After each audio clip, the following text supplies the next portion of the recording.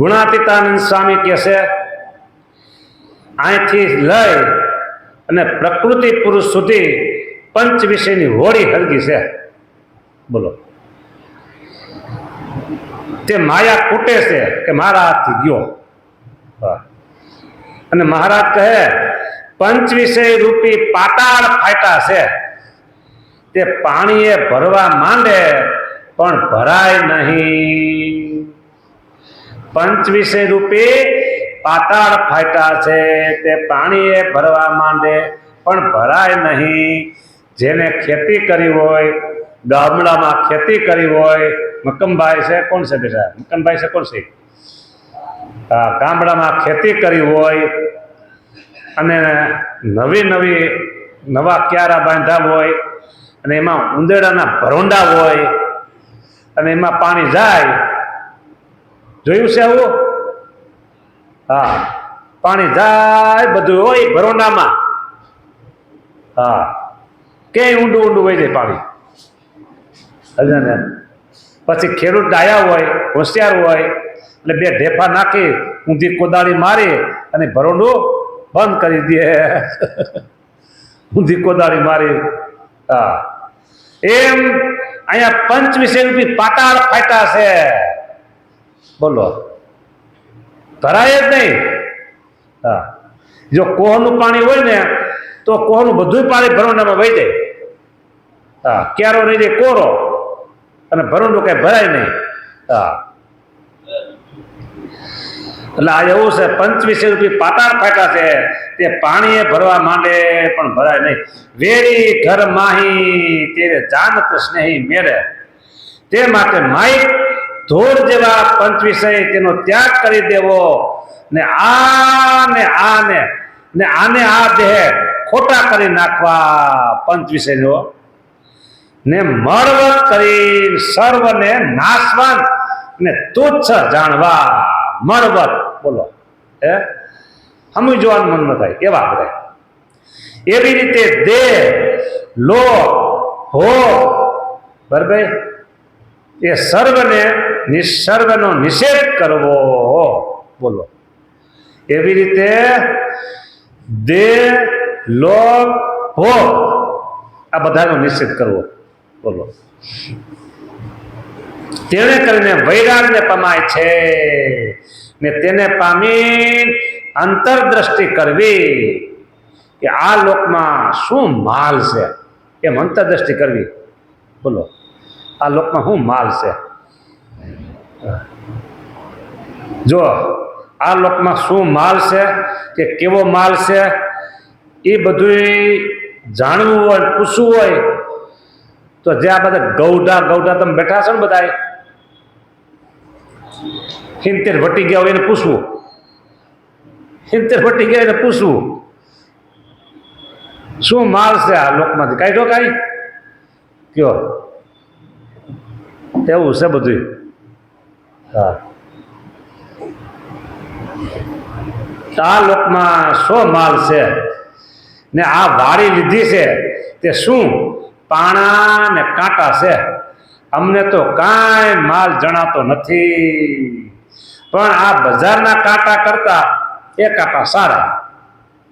કાંટા બજારના કાંટા છે ના હોય, અહીંયા તમે આ રોડ ઉપર જાઓ તે કાંટા વાગે તો એને કીધું બજારના કાંટા. હે, બજારના કાંટા એ છે એ બે પગમાં ન વાગે, એ વાગે આંખમાં અને કાં વાગે કાનમાં. હું બજારના કાંટા આંખથી વાગે અને કાનથી વાગે. હા, આવું બધું છે, કાંટા છે બધા. આંખથી જે કાંઈ જુઓ છો ચિત્ર વિચિત્ર બધું એ બધા કાંટા છે, અને કાનથી સાંભળો છો ન સાંભળવા જેવું બધું એ બધા કાંટા છે. બાકી ગામડામાં ઉઘાડા પગે જતા હોય, બાવળના વગેરે કાંટા વાગે એ કાંટો તો નીકળી જાય સારો. ઓલી પીન હોય ને, પીનથી કાંટો કાઢે, કોઈથી કાંટો કાઢે એ નીકળી જાય. હા, અને વધારે દુખે તો થોડુંક અંદર ગોળ ને એવું કરીને બાંધી દે તો તૂટી જાય ગરમ કરીને. એ કાંટા સારા. પણ આ કાંટા અંદર ગયા, આંખથી અને કાનથી. એ શેરના કાંટા હો. તો સ્વામી કે અમને તો કાંઈ માલ મનાનું નહીં, પણ છતાં એમ કીધું કે બજારના કાંટા કરતા આ સારા છે કે. હા,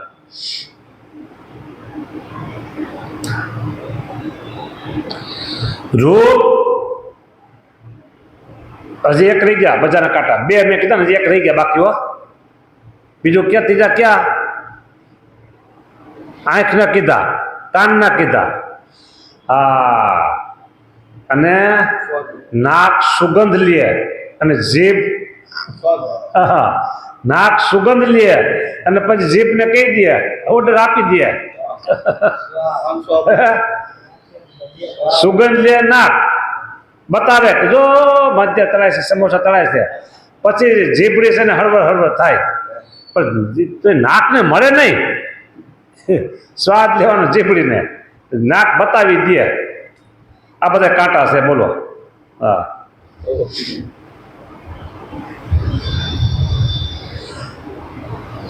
ને શહેર કરતા ગામડું સારું. કેમ છે? ગામડામાં 1 વાર હોળી આવે ને શહેરમાં 12 માસ હોળી. ગામડામાં ફાગણ સુધી 1 હોળી આવે અને શહેરમાં 360 હોળી હો, રોજ હોળી, બોલો. એટલે સ્વામી કે શહેર કરતા ગામડું સારું કે. હા, અને શહેરના કાંટા કરતા ગામડાના કાંટા સારા કે. આવું છે.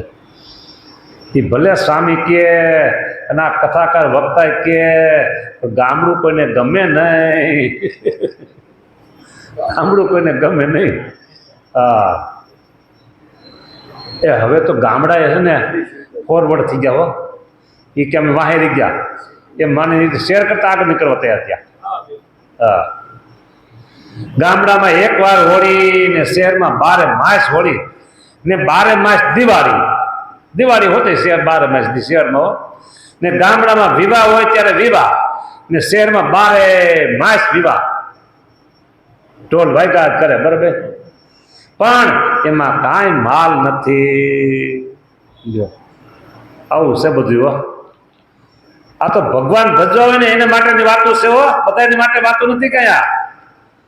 પેલા મોટા મોટા શોરૂમ હોય ને, મોટા મોટા શોરૂમ, બરાબર, એમાં ઇલેક્ટ્રોનિક વસ્તુ હોય, બીજી ઘણી બધી વસ્તુ હોય, બહુ મોંઘી મોંઘી હોય.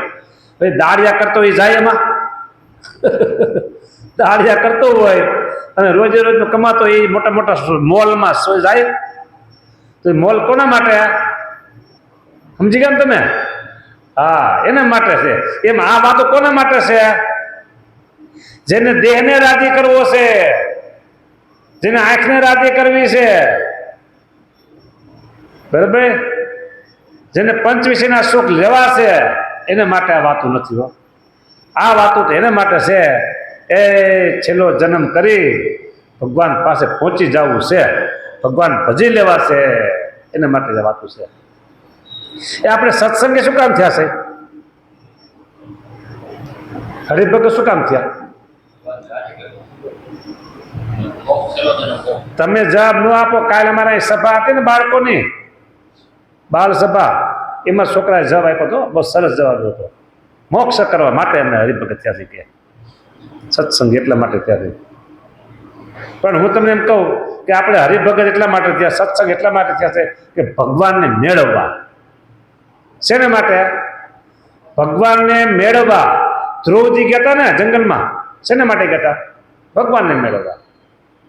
તો આપણે હરિભગત શું કામ થયા? સત્સંગી શું કામ થયા? ભગવાનને મેળવવા. કેદી મળશે ભગવાન? હવે કયો તમે. હવે ભગવાન મળશે કેદી? કેદી મળશે ભગવાન? બધા ક્યાં બોલે છે?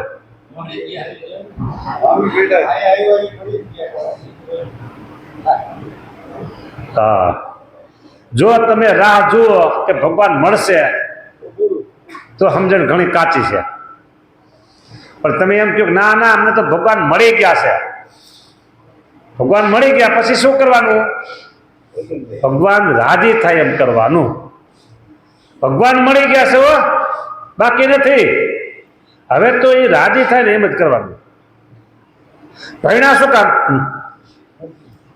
ભણ્યા શું કામ? છોકરા શું કામ ભણે છે? કાંઈક નોકરી કે બિઝનેસ કાંઈક કરવા જોબ કરવા ભણે ને.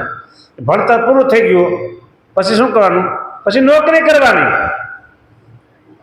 ઘરનો બિઝનેસ એ કરવાનું, બરાબર. એટલા માટે ભણી છે. કેમ આપણે સત્સંગ એટલા માટે થયા કે ભગવાન મેળવવા માટે. ભગવાન મળી ગયા, હવે તો એ રાજી થાય એમ કરવાની વાત છે. બસ રાજી કેમ થાય? તો કાલે વાત આવી હતી વચનામૃતમાં 78માં કે ભગવાન રાજી કરવા હોય એને દેહના સુખને ઈચ્છવું નહીં. શું કીધું? જેને ભગવાનને રાજી કરવા હોય એને દેહના સુખને ઈચ્છવું નહીં, દર્શનનો પણ લોભ રાખવો નહીં. શું કીધું? ત્રણ વાત કીધી મહારાજે. દેહના સુખને ઈચ્છવું નહીં, દર્શનનો લોભ રાખવો નહીં, અને ત્રીજો મુદ્દો એ હતો ભગવાન જેમ કહે તેમ કરવું. લ્યો આ ત્રણ મુદ્દા. ભગવાન જેમ કહે તેમ કરવું. તો ભગવાન શું કહે છે? શિક્ષાપત્રી વાંચો એટલે ખબર પડી જાય. તો શિક્ષાપત્રીમાં શું કીધું કે આ શિક્ષાપત્રીનો વિસ્તાર તે અમારા સંપ્રદાયના ગ્રંથ થકી જાણવો. કાંઈ બાકી રહ્યું? બધું આવી ગયું. હા, એટલે આપણે સત્સંગી એટલા માટે થયા ભગવાન મેળવવા માટે. બસ ભગવાન મળી ગયા છે. રે સગ પણ હરિવરનું સાચું, બીજું સર્વે ક્ષણ ભંગુર કાચું. બસ એટલે શહેરમાં 12 માસ હોળી, 12 માસ દિવાળી, ને ગામડામાં વિવાહ હોય ત્યારે વિવાહ, ને શહેરમાં 12 માસ વિવાહ, પણ એમાં કાંઈ માલ નથી. વળી ભગવાન ભજવામાં સુખ છે, ને જે થાય છે તે સંસ્કારે થાય છે. શિવલાલ શેઠને પહોર 1.5 પહોર ધ્યાનમાં બેસાય. પહોર 1.5 પહોર, 3 કલાક એટલે 1 પહોર થાય. શિવલાલ શેઠ આવી રીતે ધ્યાનમાં બેસતા. બોલો, એવા એક ધ્યાની બીજા હતા. કોણ હતા? અભયસિંહજી, લોધિકાના હો. હા, એને કહેવાય ધ્યાની અભયસિંહજી. હા, શિવલાલ ને પહોર 1.5 પહોર ધ્યાનમાં બેસાય, ને અભયસનને 2 પહોરનું ધ્યાન. જો આવી ગયું આમાં, એને 2 પહોરનું ધ્યાન 6 કલાક.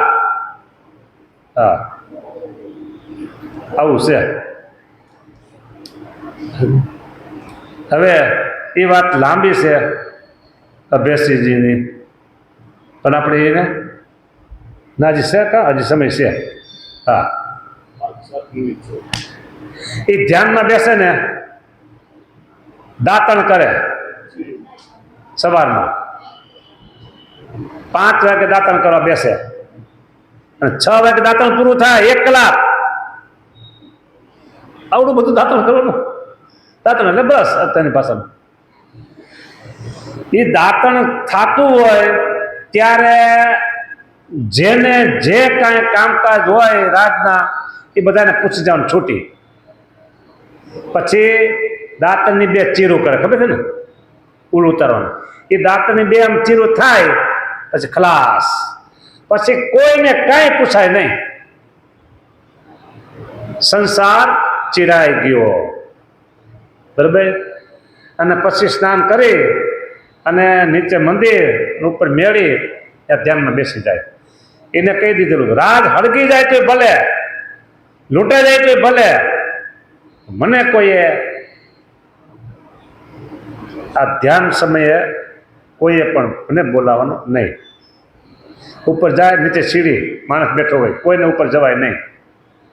હા,